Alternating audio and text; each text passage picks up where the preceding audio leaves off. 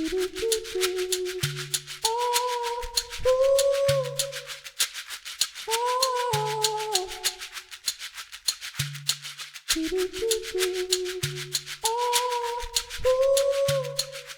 you like what you're seeing, please like, follow, and share. Basically, I'm trying to create a community that we can all get together and talk and get our ideas out and mesh them together to make some kind of cohesiveness and compromise. But I do not compromise with racists.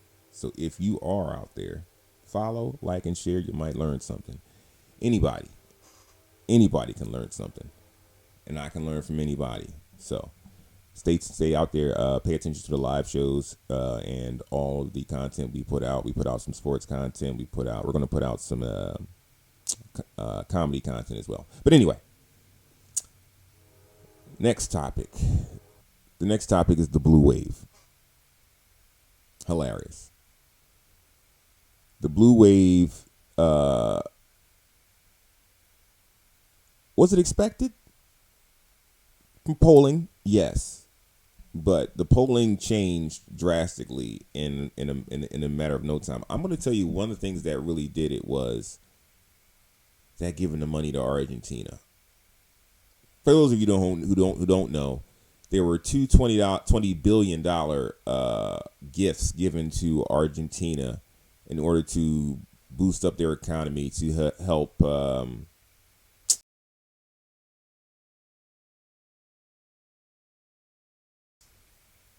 I don't remember his first name, Milei, their right-wing, idiotic, goofball president, to help his party win the midterm elections.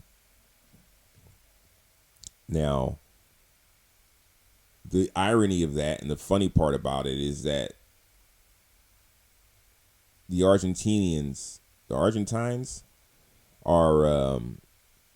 the ones that took that soy market that has been that is no longer in America. They are the ones that took that business, and so if you look at this as a business, since this is a businessman you're talking about, Trump, he's the big businessman. You're giving $40 billion to a competitor that already won your market, and if I remember correctly, the market was around like $50 billion to those American farmers, and we're going to have to give them a payout from the illegal tariffs that Trump created, and give them $50 billion out of that for doing absolutely nothing but wasting product, when we could have been taking that product, buying it off of them, and sending it to poor countries and helping to establish some kind of infrastructure there. And maybe that's what causes the blue wave, because Americans, though dumb as they may be, are not that stupid. They are literally tired of the lies that the Republicans have been telling. The Republicans have nothing of import to offer. Absolutely nothing. I mean, less than nothing. They are literally a year in, blunder after blunder after blunder, that now, since everyone is so focused on politics now, which is another thing I forgot in that last topic. The irony of Trump is that Trump has forced people to be focused in on the politics now and what's going on at all times, because everybody is in this debate lord era where they think that they know it all and they've got all the answers. So the fact that everyone is so trying not to get burnt that they're watching and paying attention, there's no way you could deny the stupidity of this man Trump. Literal stupidity, not even like run-of-the-mill garden variety. Like this is like Chef's Kiss. This is like Gordon Ramsay, Bobby Flay. This is the best of the best. Mario Batali. He is a pervert, by the way. Should have known from the Crocs. But the fact that I've heard the term blue wave, red wave so many times. This was absolutely like earth shattering.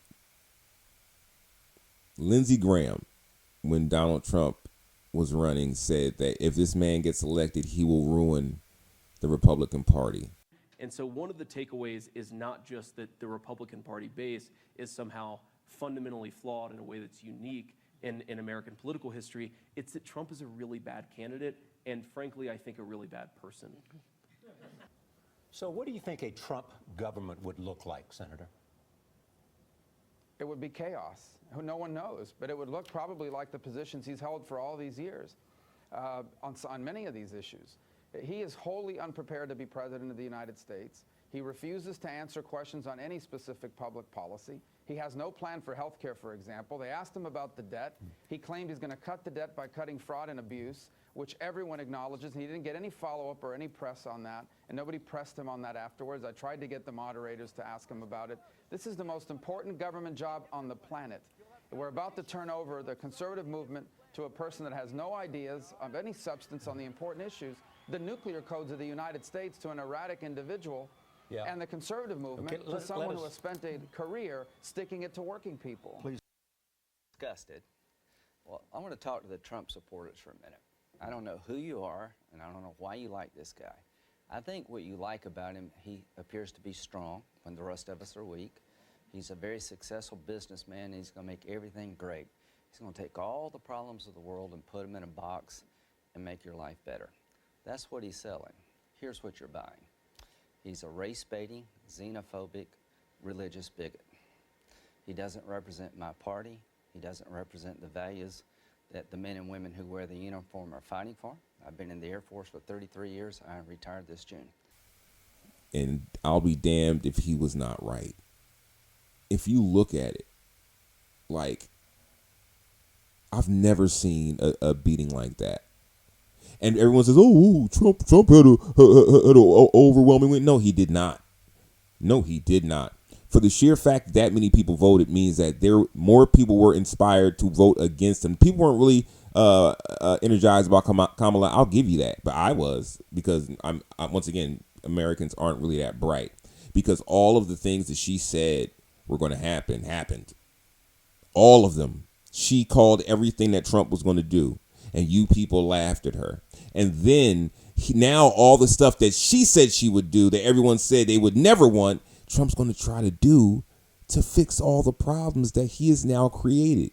And that's why Kamala is laughing all the time, because she, as a black woman, yes, black woman, she has dealt with all of this before. Sunshine Anderson, seen it all before, heard it all before. You've done this through her whole life. You haven't listened to her. I'm sure when she was in law school, even though she went to Howard, she was told by black men, probably looked at her and said, "Oh no, you don't know what you're talking about," and had to backtrack and give her the credit for telling them at the beginning. I'm sure of that. For her to get to where she is, she had to be miraculous. She had to same thing with Ketanji Brown Jackson.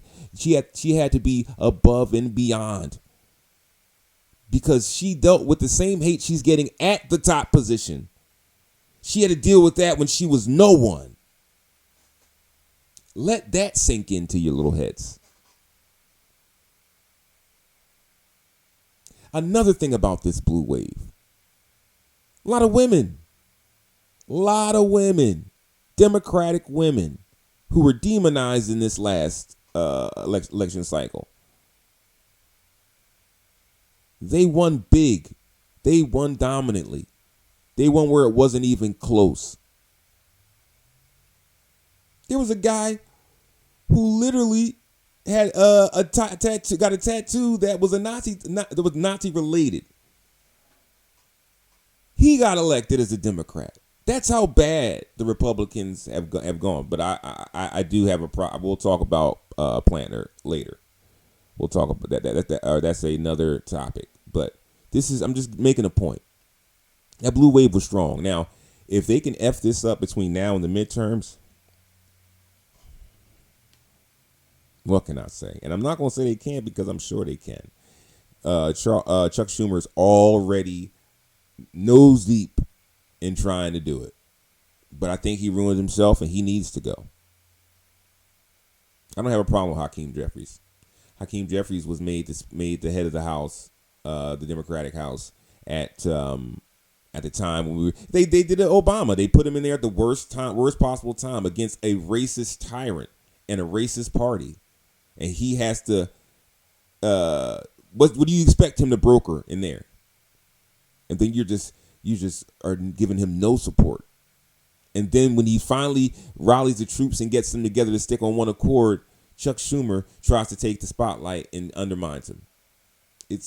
I'm tired of the racism in the Democratic Party too.